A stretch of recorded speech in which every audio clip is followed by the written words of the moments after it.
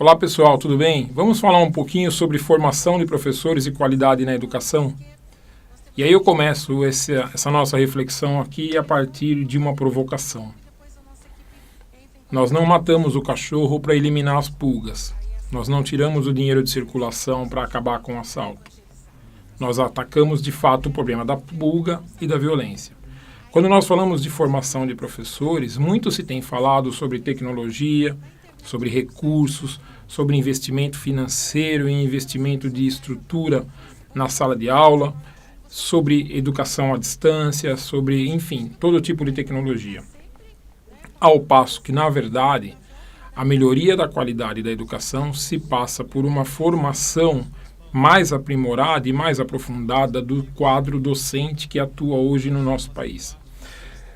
A bem da verdade, o que nós temos é uma quantidade cada vez maior de pessoas adentrando a sala de aula no âmbito profissional sem o menor preparo, porque lamentavelmente nós temos um ensino fundamental que já não ensina como ensinava no passado, portanto o ensino médio passa a ser um complemento do ensino fundamental e aí, consequentemente, a universidade passa a ser um complemento no ensino médio.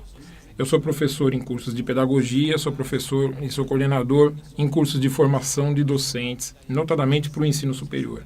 E o que eu tenho percebido cada vez mais é que os professores estudam menos, leem menos e se preparam menos para o seu fazer. Quando você compara o nosso país, por exemplo, com países como a Finlândia, que tem um dos melhores sistemas educacionais do mundo, e você estuda um pouco de como funciona o sistema finlandês de educação, você vai perceber que as crianças não ficam muitas horas dentro de sala de aula, que as crianças são preparadas para a vida e, acredite, as crianças limpam o refeitório. Você imagina aqui, por exemplo, no Brasil, numa escola particular, se você fala para as crianças limparem o refeitório após as refeições. As famílias, obviamente, vêm reclamar e dizem que isso não pode acontecer porque o filho não pode fazer esse tipo de trabalho. Todos os professores na Finlândia têm mestrado. Eu não estou dizendo que num país como o Brasil, porque as comparações são muito complexas, evidentemente, todos os professores têm que ter mestrado ou pós-graduação, mas minimamente nós não podemos aligeirar a formação de professores. A questão salarial é importante? Sim, ela é importante, mas ela não é a única que pode indicar uma melhoria da qualidade educacional e da qualidade da formação. O que deve se fazer, de fato, é uma formação mais consistente no qual, num primeiro momento, os professores, notadamente na área de pedagogia, eles tenham um primeiro ano de estrutura pedagógica, de fundamentação pedagógica, de filosofia, de sociologia, de psicologia da educação, mas nos anos seguintes que eles pudessem ou que eles possam se aprofundar em áreas afins, por exemplo, matemática, língua portuguesa, história, geografia e outras, porque vamos pensar numa situação.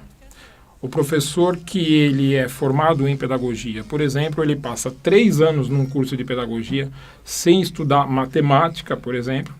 O máximo que ele tem é a didática do ensino de matemática e alguma coisa de estatística. E aí ele vai para a sala de aula formar crianças, adolescentes, notadamente do 2º ao 5º ano, na aula de matemática, sem ter estudado matemática.